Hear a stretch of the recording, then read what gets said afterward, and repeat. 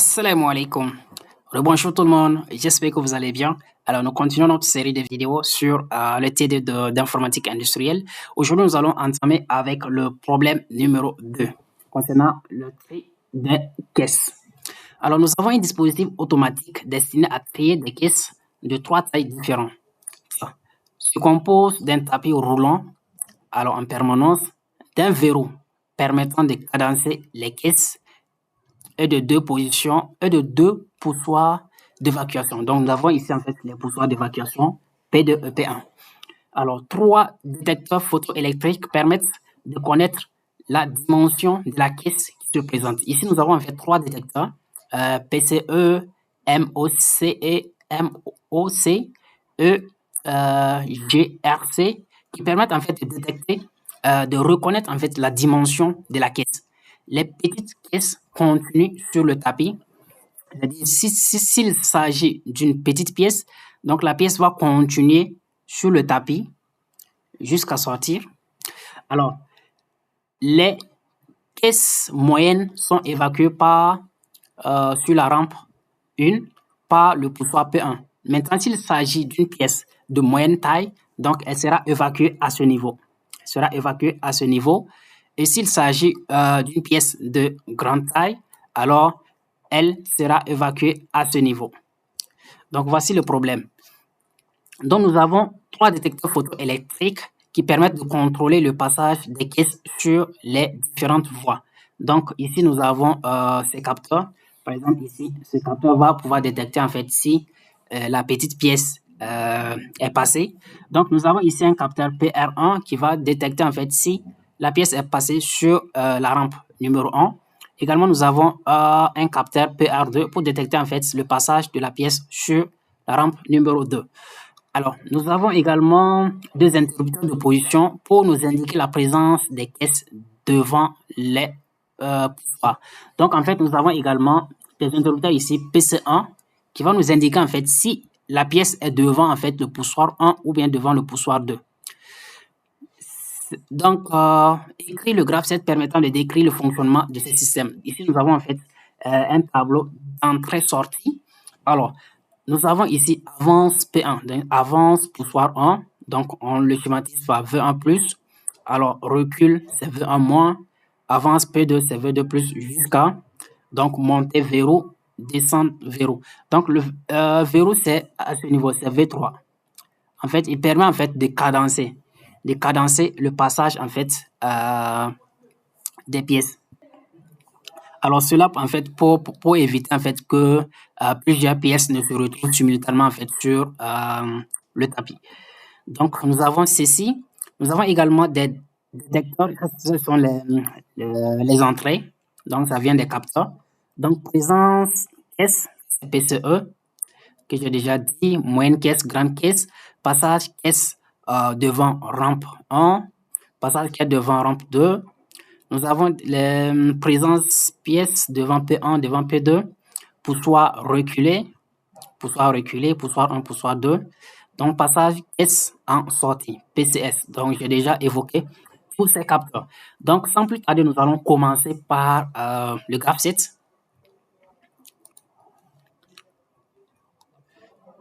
Alors, et comme je l'ai dit avant d'entamer en fait le graphe 7, pour ne pas se tromper, il faut s'assurer en fait de bien comprendre en fait le problème. Ensuite, d'énumérer en fait les situations initiales. Donc, la situation initiale où sont positionnés en fait les différents actionneurs. Alors, quels sont les capteurs qui sont à l'état 1, quels sont les capteurs qui sont à l'état 0, etc. Donc ici, je pense que le problème, elle est un peu facile à comprendre. Nous avons là en fait des pièces. Voici par exemple la pièce ici à ce niveau. Donc lorsque la pièce arrive à ce niveau, nous avons en fait trois détecteurs. Nous avons 3 détecteurs. Donc ici, là et là. Donc ces détecteurs en fait c'est pour détecter les petites caisses. Celle-ci c'est pour les moyennes caisses et celle-ci pour les grandes caisses. Donc en fonction en fait de la taille, si ce sont les petites caisses, on va les laisser jusqu'à sortir comme ça. Alors, si ce sont des moyennes caisses, on doit les pousser en fait par le poussoir P1 pour sortir sur cette rampe. Alors, si ce sont des grandes caisses, c'est le poussoir P2 en fait qui va les pousser pour les évacuer par la rampe numéro 2. Donc, voici le problème. Maintenant, les conditions initiales. Les conditions initiales. Donc, initialement, où est-ce qu'on est? Donc, initialement, pour que la pièce puisse passer sans aucun souci, il faut qu'à l'état initial, le poussoir P2, le poussoir P2 et le poussoir P1, en fait, soient reculés. Donc, ils ne soient pas avancés. Par exemple, imaginez si à l'instant initial, le poussoir P2 se trouve ici, en fait. C'est-à-dire, si la pièce passe, elle va bloquer. Donc, il faut que ces poussoirs soient reculés. Donc, poussoir P1 et poussoir P2 reculés, dans la notation, c'est ça. Donc, ça, c'est V1R et V2R. Donc, condition initiale. Les conditions initiales, on a V1R et V2R. Donc, après avoir énuméré les conditions initiales, on peut maintenant faire quoi? Passer à élaborer le graphe 7. Donc, pour le graphe 7, alors on commence toujours par l'étape initiale avec deux rectangles. Donc, vous mettez le numéro que vous voulez. Vous pouvez commencer par 10 en allant.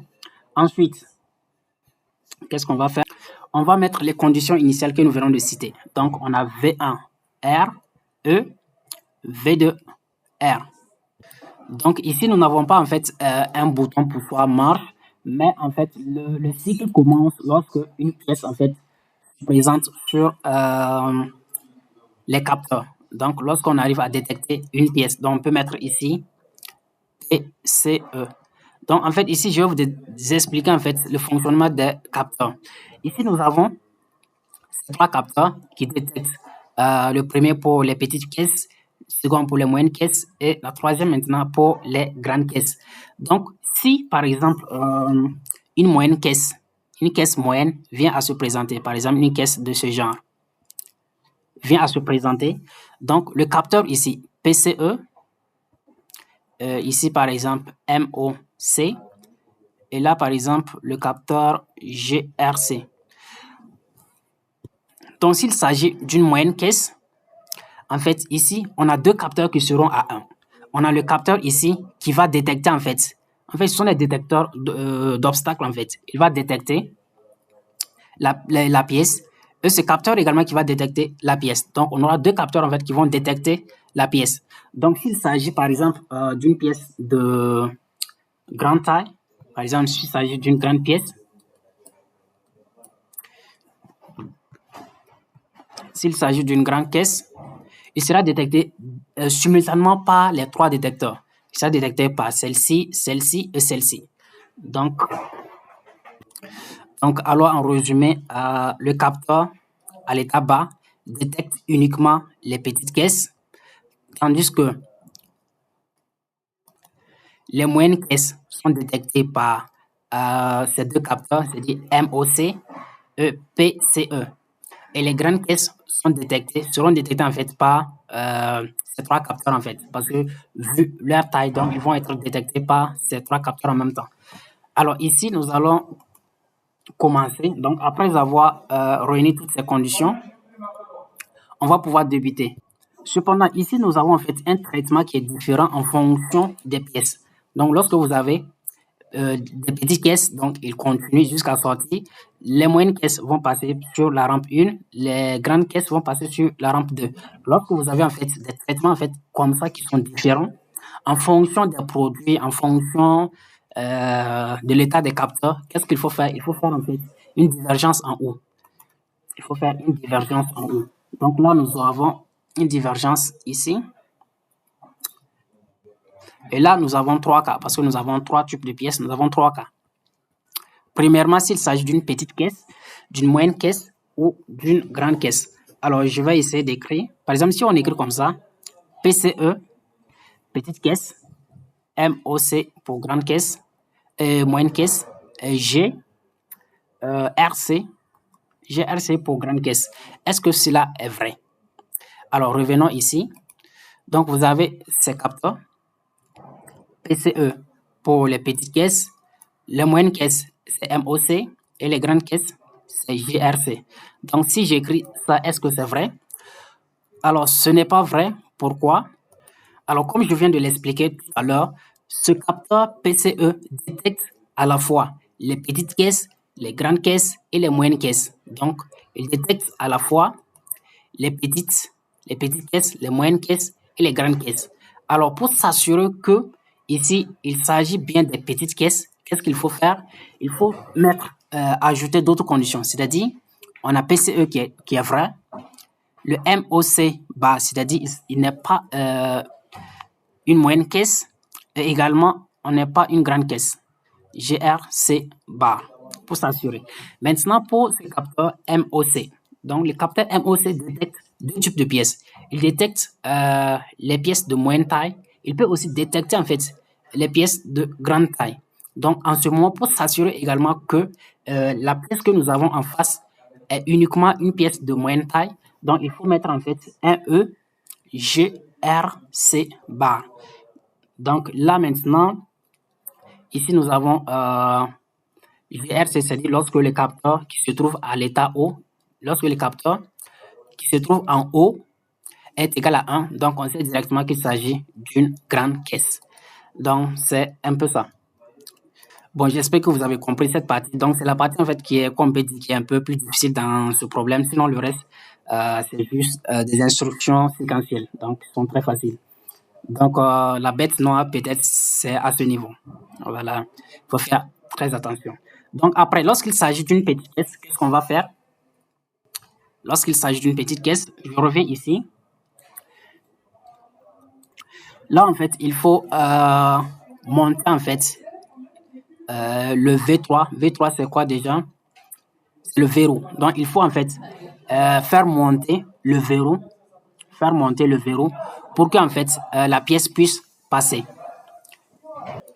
Et après, lorsque la pièce passe, il faut faire redescendre le verrou pour éviter en fait qu'une autre pièce ne passe sur la ligne. Donc, lorsqu'on détecte la pièce, il faut faire quoi? Il faut faire monter le verrou pour laisser la pièce passer. Et une fois la pièce passe, il faut faire redescendre le verrou. C'est pour bloquer en fait le passage. Sinon, on pourra avoir plusieurs pièces simultanément sur la ligne qui va en fait perturber notre système. Donc, c'est ce qui est dit dans l'exercice. Donc, le verrou a pour objectif ici de cadencer, c'est de donner une cadence à nos pièces. Donc, c'est un peu ça. Là, maintenant, vous avez monté verrou, c'est V3-. Donc, il faut faire très attention, ça diffère en fonction des documents. Donc, dans certains documents, vous allez voir ici, monter va être V3+. Et ici, la descente, ils vont l'écrire en fait V3-. Donc, il faut faire très attention en fait. Donc, ici, on va travailler uniquement avec les informations qui sont dans ce document, c'est-à-dire monter, c'est V3- et la descente, c'est V3+. Donc, qu'est-ce qu'on a dit? On va monter, donc V3-. Ici, on va mettre V3-. Maintenant, c'est quelle information? Lorsqu'on monte, en fait, la pièce va passer. La pièce passe parce qu'on dit en fait que ce tapis, il est en perpétuel, en mouvement en perpétuel. Donc, lorsque le verrou monte, puisque le tapis est en mouvement, la pièce va passer. Donc, lorsque la pièce passe, c'est quel capteur en fait qui va nous donner cette information que la pièce est passée? En fait, c'est le PCE. Donc, le PCE, il détecte en fait toutes les pièces, petites pièces, moyennes pièces ou bien grandes pièces. Donc, lorsque il n'y a plus de pièces, c'est dit PCE est égal à 0. Donc là, on va mettre ici PCE bar. Donc, on monte le verrou jusqu'à ce que, en fait, il n'y a plus de pièces. C'est-à-dire jusqu'à ce que la pièce quitte la position, quitte par exemple le tapis. Et on fait quoi? Et on redescend. Parce qu'il faut redescendre rapidement pour ne pas qu'une autre pièce en fait puisse passer. Donc on va redescendre le verrou. Donc dans notre cas, la descente c'est V3+. Donc descente verrou, c'est V3+. Donc si vous voyez par exemple dans un autre document où ils ont inversé, où ils ont V3 ici, V3+ ici, V3- en bas, sachez qu'ici, en fait, on a des notations qui sont différentes. Donc, dans leur document, dans le document qu'ils ont utilisé, peut-être, ici c'est V3 plus pour la montée et là c'est V3 moins, donc pour la descente. Alors, après cela, alors maintenant, puisqu'il s'agit d'une petite caisse, donc on dit maintenant que les petites caisses vont continuer en fait leur chemin jusqu'à traverser le tapis. Donc, c'est quelle information? Donc, le capteur PCS. Donc, lorsque la petite caisse passe traverse le tapis, donc c'est ce capteur en fait qui va nous donner maintenant l'information. Donc, jusqu'à quoi? PCS. C'est-à-dire que quoi? Que le verrou restera en fait en position basse, c'est-à-dire qu'il va bloquer toujours l'accès, il va bloquer la voie tant que la petite caisse n'a pas dépassé en fait cette position. C'est-à-dire en fait la fin du tapis. Maintenant, s'il s'agit d'une moyenne caisse, on dit que les moyennes caisses seront évacuées par le poussoir 1. Donc, s'il s'agit de moyenne caisse, qu'est-ce qu'on va faire? On va faire également la même chose. Donc, il faut d'abord monter le verrou, c'est-à-dire pour donner de l'espace, pour libérer en fait la voie. Lorsqu'on monte le verrou jusqu'à ce qu'il n'y a plus de pièces, après ça, il faut redescendre le verrou, V3 plus. Alors, lorsqu'on redescend le verrou, donc la pièce est déjà en mouvement et il sera en fait détecté par PC1. Lorsque la pièce arrive ici, il faut maintenant l'injecter. Donc, jusqu'à PC1. PC1. Ensuite, il faut faire quoi? Il faut avancer le poussoir P1. Donc, il faut avancer ce poussoir P1 pour injecter la pièce sur la rampe numéro 1. Donc, avance P1. Donc, avance P1, c'est une action. Donc, voici. Donc, on va mettre V1 plus. Donc, ça, c'est une action V1 plus. Alors, lorsqu'on avance P1, on va pousser en fait la caisse sur la rampe. Donc, c'est le capteur qui nous donne l'information que la pièce est sur la rampe, c'est le capteur PR1. Donc, le capteur PR1, c'est celle qui nous donne l'information que la pièce est sur la rampe.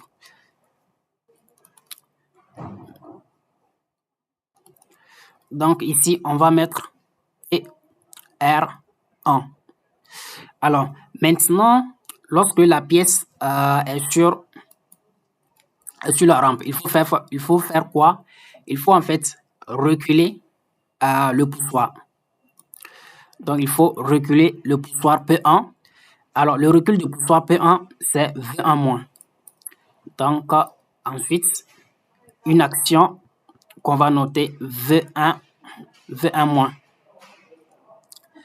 Alors, maintenant, on va reculer. Il y a aussi un capteur qui va nous donner que nous sommes en position arrière. Donc, c'est quel capteur déjà? Donc, ça, ce sont des actions. Les informations, c'est ici. Donc, reculer. Donc, on a poussoir 1 reculé, V1R. Donc, on met ici V1R. Exactement. Là également, on va faire un peu pareil. Lorsqu'il s'agit d'une grande caisse, d'abord, il faut faire monter le verrou V3-, jusqu'à ce qu'il n'y a plus de détection de pièces. Ensuite, il faut faire redescendre le verrou pour éviter en fait V3+, pour éviter qu'une autre pièce ne passe. Ensuite, au niveau des grandes caisses, on dit quoi? Qu'ils sont évacués par le poussoir 2. Donc, lorsque la grande caisse est sur le tapis, arrivé au niveau de PC2, il faut l'injecter. Il faut l'éjeter en fait. Il faut l'éjeter du tapis. Donc, PC2, on va ici, PC2. Il faut faire quoi? Il faut avancer le poussoir P2. Donc, ça, c'est V2+, d'après le tableau. Alors, avance poussoir P2, c'est V2+, jusqu'à quoi? Il y a un capteur ici qui va détecter que la pièce a été éjectée du tapis et qu'elle est sur la rampe. Donc ça, c'est le poussoir PR2. Vous allez mettre ici PR2. Ensuite, il faut faire reculer en fait le poussoir P2. Là, c'est V2-. Donc, il y a également un capteur qui va nous donner une information que le poussoir P2 est en position arrière. Là, c'est V2R. Donc, d'après le tableau. Donc, V2R, poussoir de reculer. Alors, jusqu'à présent, nous avons traité en fait les trois possibilités, s'il s'agit de petites caisses, s'il s'agit de moyennes caisses ou s'il s'agit de grandes caisses. Donc, après tout cela, qu'est-ce qu'on va faire? On va converger, convergence en U. Ensuite, on va faire quoi? On va repartir à l'état initial. On va repartir à l'état initial qui est là. Alors, voici à peu près ce que vous devrez faire ici. Donc, je tiens à rappeler toujours qu'il n'y a pas de graphe qui est unique.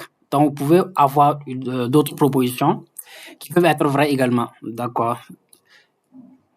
Alors là, dans ce problème, ce qui peut paraître un peu compliqué, ce sont les premières réceptivités. Donc ici, pour pouvoir distinguer vraiment quel capteur, par exemple, vous pouvez faire l'erreur de mettre ici PCE seulement, MOC seulement et GRC. Donc pour dire que ça c'est petite caisse, moyenne caisse et grande caisse. Alors que ce n'est pas le cas parce que lorsqu'il s'agit par exemple d'une moyenne caisse, elle sera détectée par ça et par ça. Lorsqu'il s'agit d'une grande caisse, donc elle sera détectée par tous les capteurs. Donc il faut penser à faire ce genre de solution. Alors, nous sommes à terme de cette vidéo. J'espère que vous avez compris.